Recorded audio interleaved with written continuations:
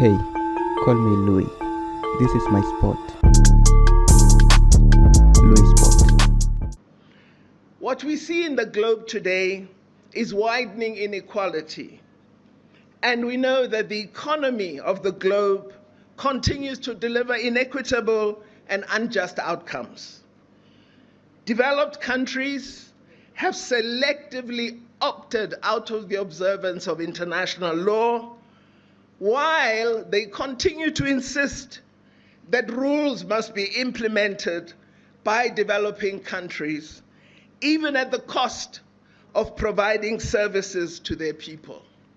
Just last year, Ghana was facing an incredible financial meltdown.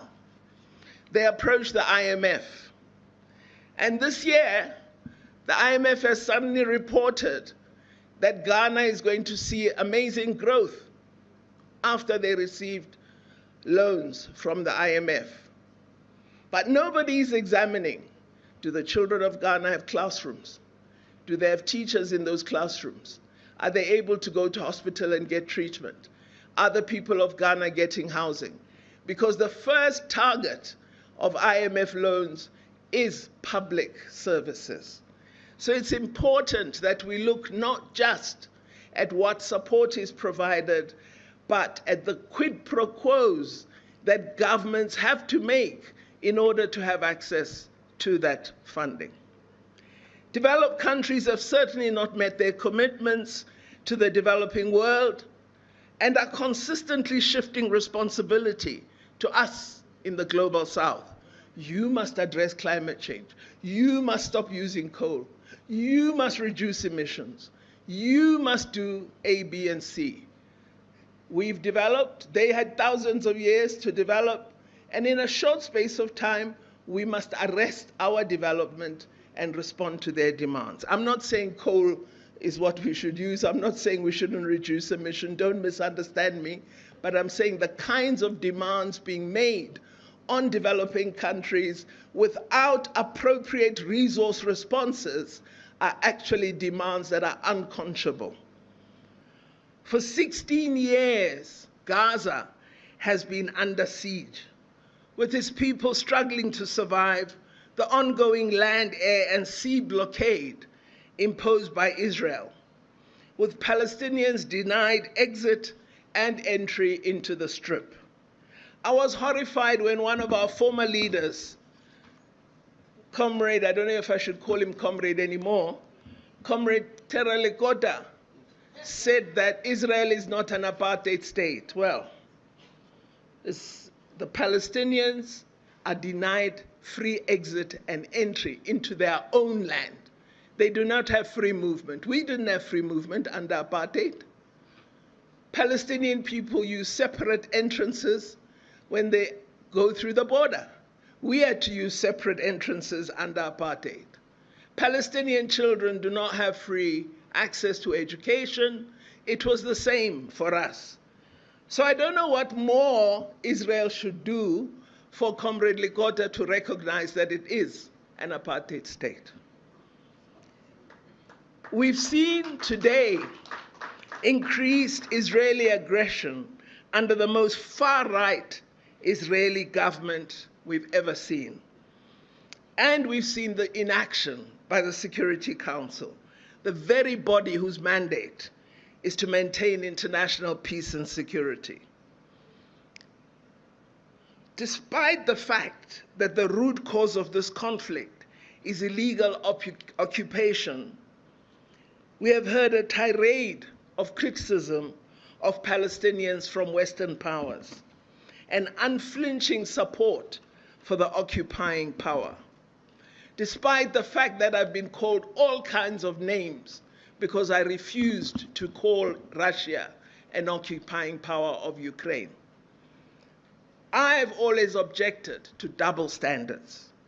These type of double standards are the result of a global system which is skewed in favor of the powerful, to the detriment of those fighting for their rights and self-determination.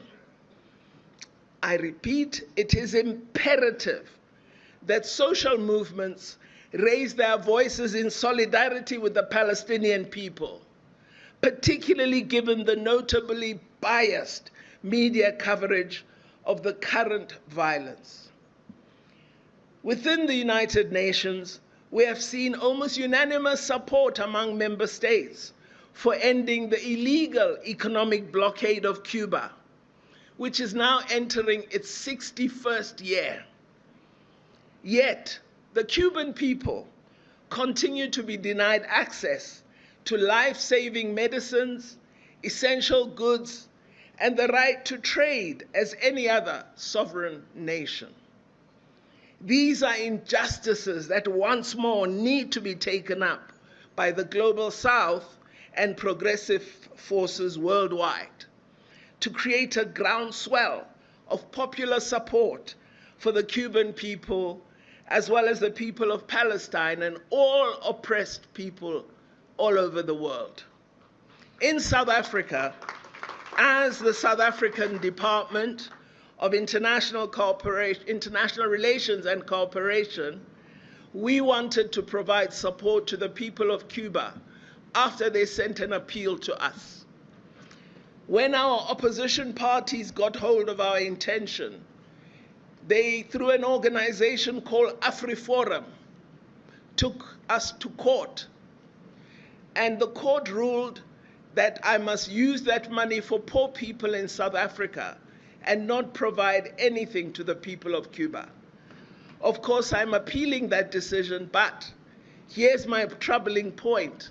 The progressive forces of South Africa have never spoken up in support of my fight in court. And AfriForum is decimating all the progressive gains we have made in South Africa, including affirmative action, and we are allowing it to happen while we live. We also require multilateral security arrangements. We need to reject military alliances that divide the world into blocs, but do not offer answers to the challenges we confront.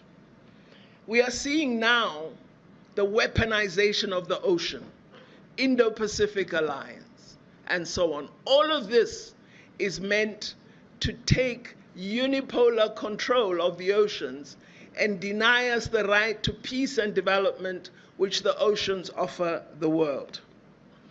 What we need today, more than ever before, and that's why this conference is to me vitally important, we need international solidarity. There's an urgent need for this in responding to the crises confronting us. During our struggle in South Africa, the principle of international solidarity was one of the key pillars of our struggle. It was through this pillar that civil society, political parties, academia, and other sectors all over the world were mobilized to isolate the apartheid regime. This pillar of international solidarity made an immense contribution to our victory against apartheid, to the extent that some analysts have even tried to elevate it above other very important pillars, such as the underground, the armed struggle, which Comrade has referred to, and the mass struggle, which we must never forget. These four pillars of the struggle complemented and reinforced each other to deliver the death of the apartheid regime. So again, we need to revive international solidarity as a pillar. We need to revive underground as a pillar. We need to revive armed struggle as a pillar. And we need to ensure mass struggle as a pillar. The international struggle against apartheid embodied humanity's struggle against discrimination and social exclusion. Our post-apartheid South Africa has attempted to continue this tradition of active internationalism on the continent and globally. We've tried to play our part in the renewal of Africa, promoting South-South cooperation, engaging countries of the North in the interest of Africa, and striving for the transformation of the global system of governance. We know we benefited and we are trying to use our benefit in the interest of others. We believe that today internationalism is going to be decisive in crystallizing new forms of organizing political forces for meaningful transformation. But as I said earlier, we need a strategic approach to the search for a better international order, one that is equitable, just, humane, inclusive, and democratic. So while I agree with BDS and the focus it has, I think we need to discuss how do we activate this in a manner that allows us to achieve the outcomes we desire, and not as an illustration of our ability to organize. And I haven't yet had that strategic advice. So with the BDS intervention at the ANC conference in 2017, we did indeed remove an ambassador from Israel. But I haven't seen it advance the peace agenda. So how do we act together to make gains in the struggle, rather than to have illustrations of action? This is the kind of strategic discussion I hope we could have at some time.